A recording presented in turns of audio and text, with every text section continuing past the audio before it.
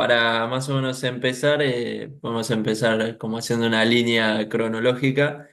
Primero, tu mirada como jugador, lo que recordás de cómo se iba quizás implementando de a poco el videoanálisis y cómo vos ibas recibiendo esa información y cómo la trasladás al campo.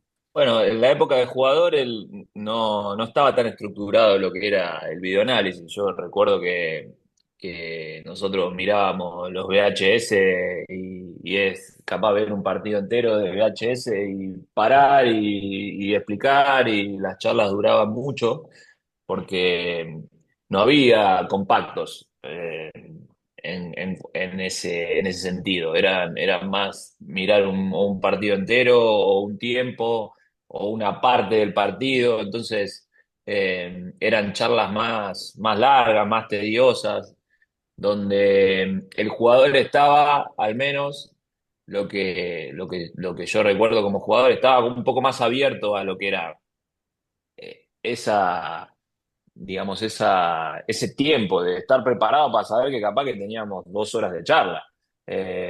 Hoy me pasa siendo entrenador, con los jugadores ya están, ya 15 minutos es mucho. Entonces, me parece que fue evolucionando desde mi época como jugador hasta el día de hoy. Todo esto fue evolucionando para bien, de manera positiva. Y bueno, y se fue estructurando, ¿no? También que eso es importante, tener una pata fuerte del videoanálisis, del videoanalista, del ayudante de campo, teniendo ese tipo de herramientas. Creo que hoy está mucho más estructurado y más profesionalizado y bienvenido sea. Claro, en eso vos quizás ves la diferencia de tu época a la nueva generación de futbolistas y más en tu trabajo en juveniles, lo que fue ya en los distintos cuerpos técnicos, de que ahora quizás el jugador hasta quiere esa información y la pide. Sí, sí, totalmente. Cuando yo empecé en mi carrera como entrenador, que fue ya hace 11 años, 12 años más o menos, que empecé, como bien vos dijiste, en infantiles, inferiores. Recién ahí empezaba a armarse lo que es esta estructura del videoanálisis. A mí me pasó que yo siempre fui muy curioso con respecto a capacitarme en varias áreas y complementarme como entrenador. Y estudié desde el inicio, tuve la suerte de que me tocó un mentor como Claudio Vivas, donde él ya venía de la pata de Bielsa y venía muy acostumbrado, que Bielsa fue un avanzado en todo esto, estaba muy acostumbrado a lo que era el videoanálisis. Entonces, yo de manera positiva, digamos, busqué pegarme a él y sabía que me iba a complementar como entrenador y empecé a estudiar el videoanálisis. Yo trabajé para él en el cuerpo técnico siendo videoanalista y después él tenía un videoanalista muy importante y terciarizábamos trabajos también para otros clubes, solamente para tener la herramienta del videoanálisis. Creo que lo que es el poder saber usar esta herramienta es muy importante. Al entrenador lo complementa y mucho, porque te abre el juego, te hace saber del sistema, te hace saber de ideas, te hace conocer jugadores. Entonces, me parece que todo entrenador se tendría que complementar. Más allá de que después, obviamente, un entrenador no puede hacer todo, pero sí tener esa herramienta para poder usarla en los momentos que sea necesario. Te pregunto con respecto a algo puntual, quizá me decís que no, pero vos estuviste en Turquía jugando. Sí, Y cuando fuiste a Turquía, si bien, ¿qué año era? ¿2008, 2007, 2009? 2007, sí, 2000, no, 2008, 2009, sí. ¿Y allá había algo de videoanálisis o no te acordás de si había? Si mostraban videos, esas cosas. No, no, no había, todavía no estaba estructurado, la verdad. O sea, no, nosotros no, si conocíamos era por ver fútbol. No teníamos charlas, o sea, era charlas, digo, informativas, ¿no? De lo que era el rival, todavía no usaban, la verdad. Bien, no es que había una evolución mayor a la que había acá. No es que encontraste. No, no, no, no, para nada, para nada, para nada. Bien. Bueno, yendo un poco a esto que hablábamos del videoanálisis y demás. Vos como ayudante de campo, cumpliendo ese rol, ¿cómo estructurabas el análisis del rival? O sea, ¿cuántos días antes te mentalizaba de decir, bueno, juego contra, no sé, el Barça en 10 días y ya te lo ponías a ver? No sé, en los distintos clubes quizás lo manejaste distinto, pero ¿cómo te lo estructurabas vos en tu día a día fuera del horario de entrenamiento quizá, ¿no? De esto de ir estudiándolo. Sí, dentro de la estructura de lo que era, bueno, estuve en el cuerpo técnico de Chacho muchos años, dentro de esa estructura yo era su único ayudante de campo. Y después estaba la pata de Carlos Fernández, que era el videoanalista. Eh, yo al tener bien aceitado lo que era la pata de bioanálisis, prácticamente lo que eran las estructuras de las charlas las manejaba yo, entonces lo estructuramos de manera que nosotros ya semana previa, por ejemplo, a lo que era el fin de semana, antes, digamos, del partido, ya empezamos con el videoanálisis. Carlos se encargaba de poder más o menos entre 3 y 4 partidos cortarlos, hacer un filtro de lo que es el partido entero. En base a eso, yo le pedía que él me haga eh, segmentos de 10 minutos más o menos en cuanto a ofensiva y defensiva de cada partido, en total más o menos 15 20 minutos. En base a esos 4 partidos, yo armaba un compacto de una charla que duraban entre 10 y 12 minutos y desglosando ahí lo que eran las fortalezas y debilidades del rival, ¿no? Ya apuntando directamente a las estrategias. A Chacho le bajaba un compacto más o menos en total de 30 minutos, porque le gustaba ver y bastante de ese filtro de esos 4 partidos, y yo filtraba o finalizaba una charla de 10 12 minutos para bajarle a los jugadores pensando ya con fortaleza y debilidad del rival y viendo estrategia de dónde podíamos en ofensiva poder lastimar o estar bien cubierto o en resguardo en defensiva. Después de eso, sí había individuales, no había individuales generales como muchos clubes sé que tienen o entrenadores tienen de saber de hacer todos los individuales. Nosotros elegíamos cosas puntuales para mostrar. Si veíamos alguna debilidad de un jugador o alguna deficiencia que teníamos que mostrar o algo sectorial a una defensa, también lo manejaba yo con Carlos, con el videoanalista, pero no había una estructura definida, digamos. Eran casos puntuales donde nosotros íbamos jugando con esos individuales. Y sí había informativo en cuanto a en cuanto al rival para mandárselo al jugador. Que es algo que después, hoy, ya de este lado, ya pasado un poco el tiempo, es como que yo como entrenador ya me estoy replanteando un montón de cosas en cuanto a lo que hablábamos en el inicio de lo que son las charlas, ¿no? De lo que es la atención del jugador, la atención que te puede brindar, la información que vos le puedes dar, ser selectivo en las informaciones. Para mí es importante hoy ser selectivo en las informaciones. Vos vas escuchando a entrenadores de elite, lo escuchaba a Luis Enrique, lo escuchaba a Guardiola, donde buscan ser selectivos en la información. Y me parece totalmente acertado. Hoy hay sobreinformación. Y la sobreinformación muchas veces no es positiva, al contrario, es totalmente negativa. Y más que nosotros nos estamos topando con jugadores que no quiere decir que no son ni buenos ni malos, sino que tienen menos atención o están menos predispuestos a escucharnos o a estar atentos a lo que nosotros les decimos o a mandar la información y recibirla de buena manera.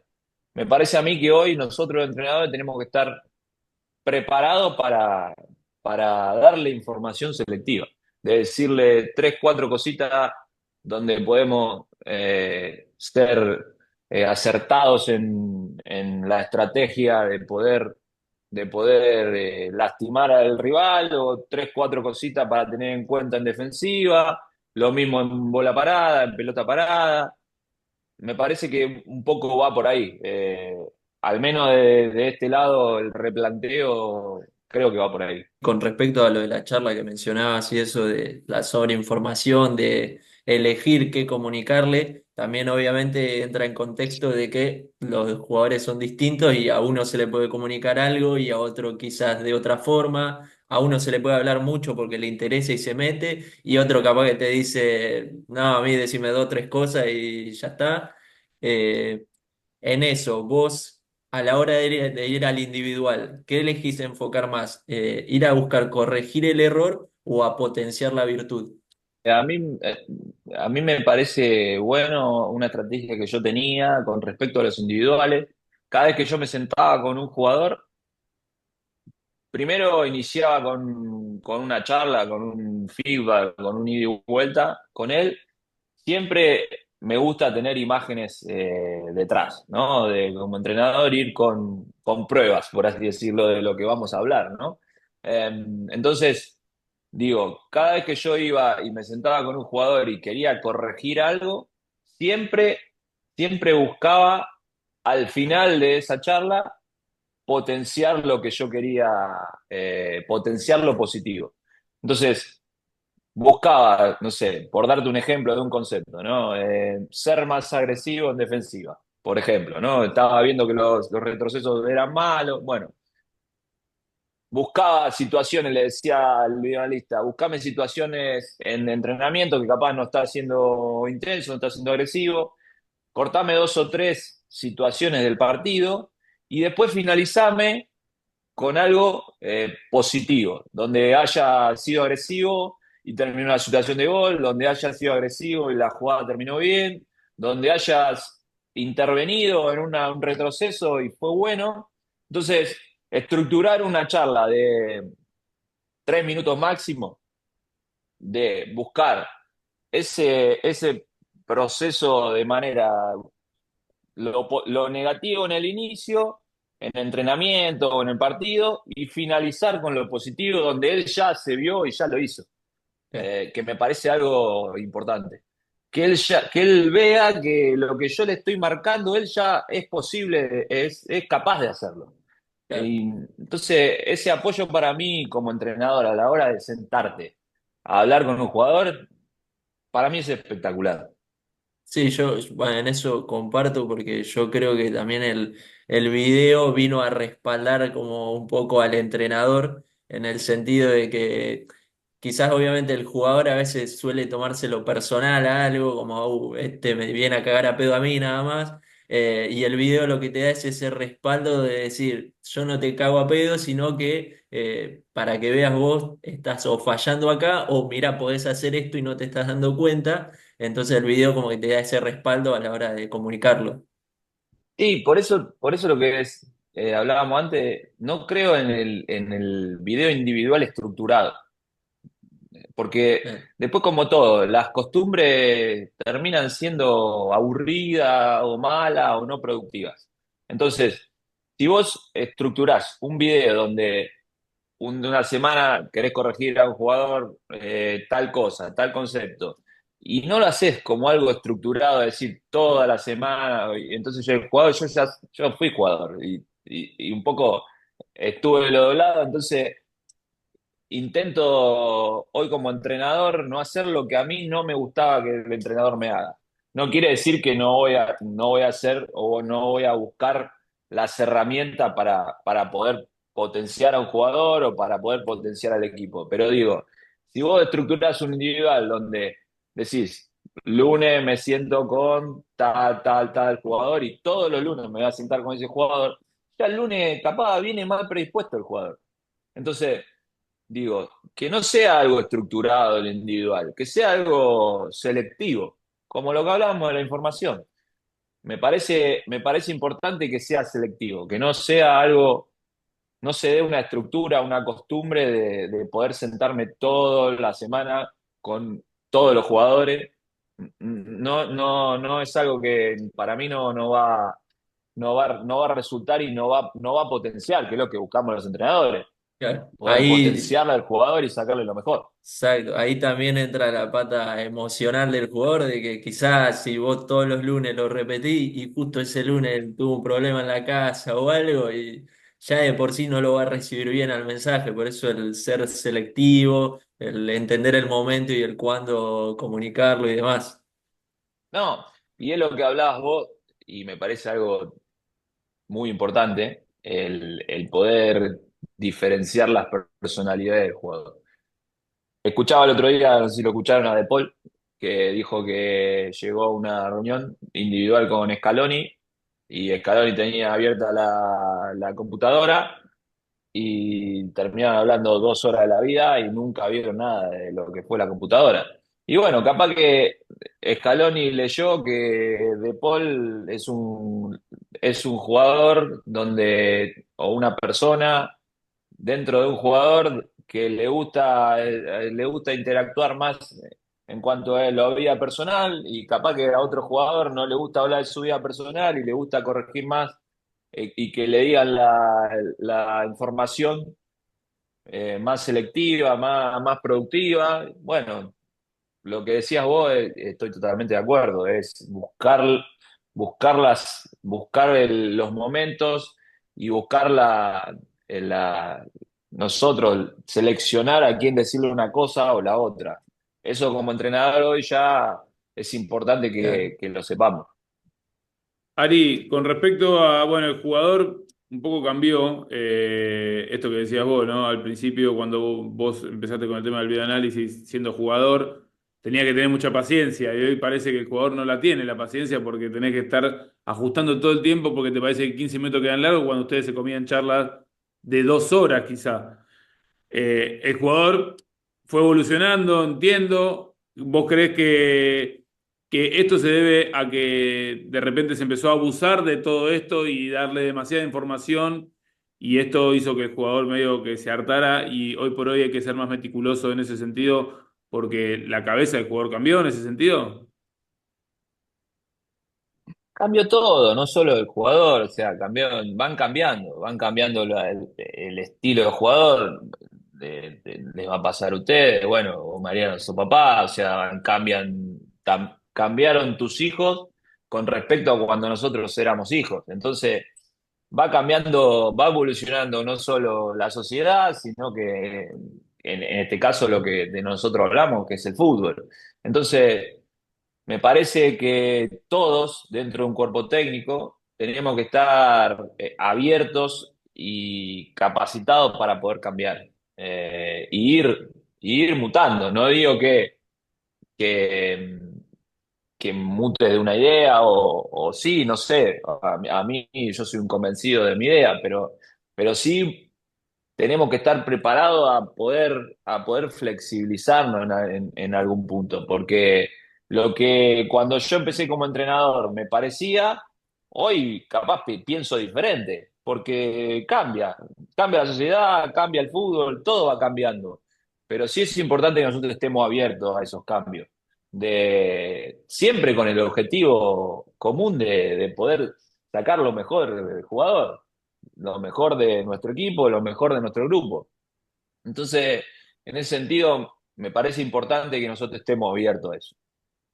Linkeando con esto de la mentalidad del jugador, de la generación, de cómo cambió, en base a tus experiencias en los distintos fútbol de lo que hablábamos, eh, si vos ves una diferencia en los perfiles de cómo comunicar en los distintos lugares, cómo te fue comunicar a un jugador brasilero, como al argentino o como al español, si ahí viste que se necesita diferentes formas de entrarle a cada uno.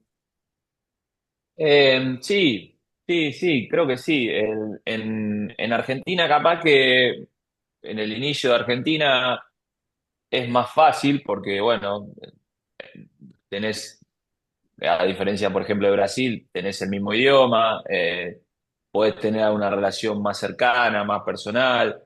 Después, en Brasil es diferente en el inicio, porque capaz que vos llegás a un lugar donde no tenés el idioma bien aceitado, donde en el inicio te pueden mirar de reojo, porque en este caso nuestra experiencia era la primera vez en Brasil, y así todo después el jugador, lo que pienso siempre yo y me pongo del lado del jugador, será porque fui jugador, es, termina siendo noble. Si vos sos noble y genuino y le mostrás que vos querés mejorarlo, me parece que te termina brindando el corazón.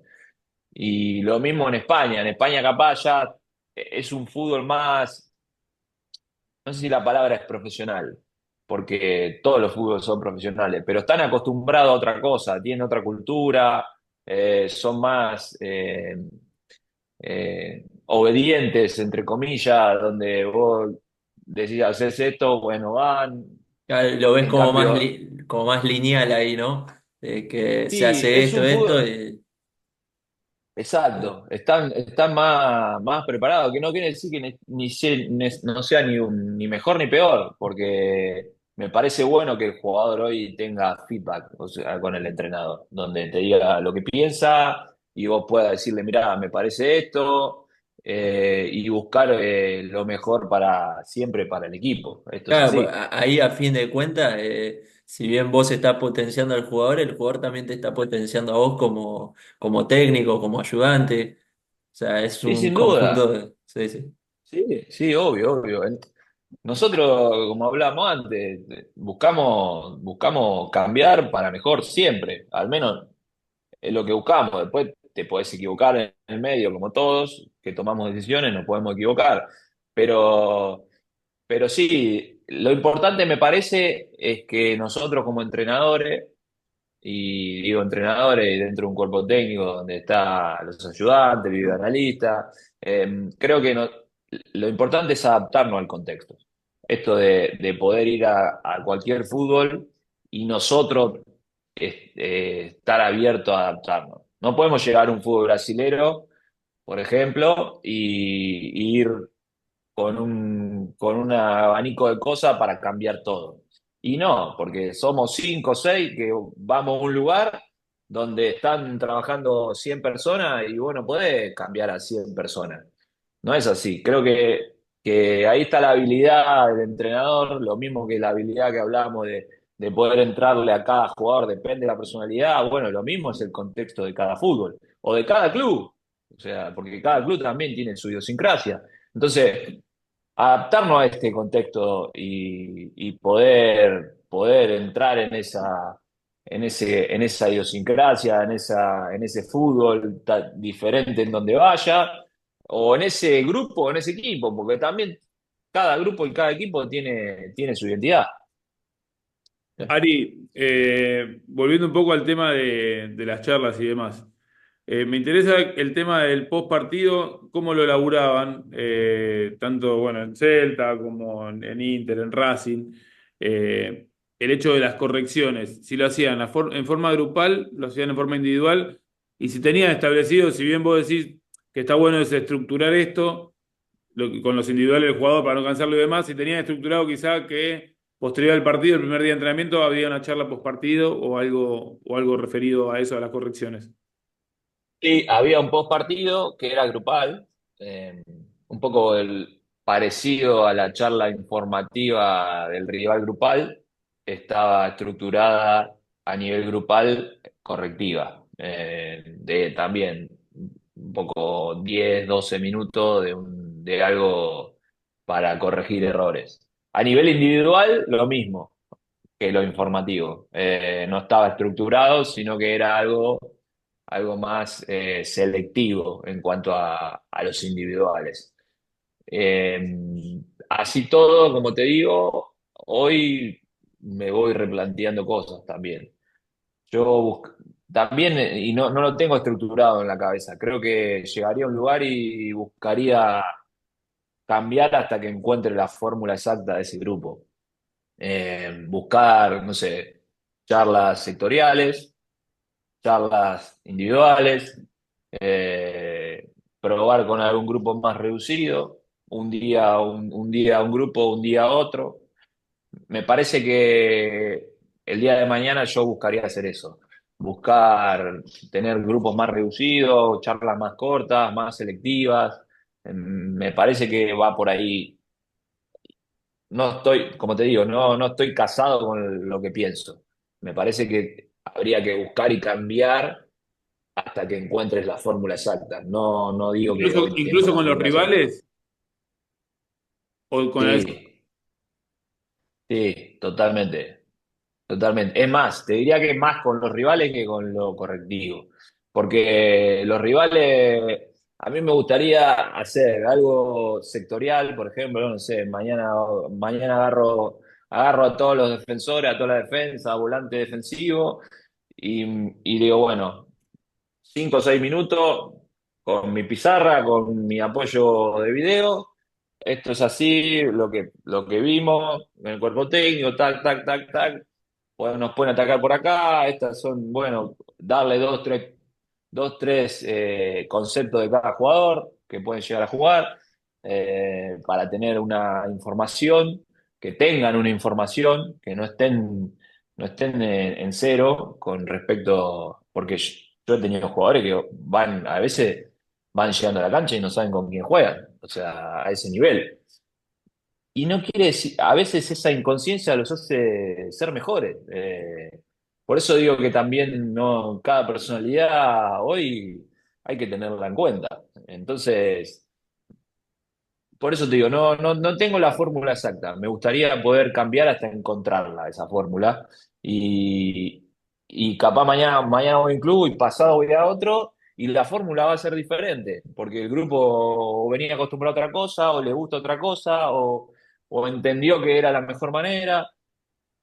Me parece que hoy va por ahí. En base a esto de la sobreinformación y de cómo comunicar y eso, ¿también crees que quizás hay jugadores que empiezan como a perder esa creatividad o esa toma de decisión que antes se tenía por naturaleza y hoy con esa sobreinformación quizás se limita? No sé si es por la sobreinformación. A veces tiene que ver con la estructura del entrenamiento, de la idea del entrenador, de ser muy analítico y no liberar esa creatividad.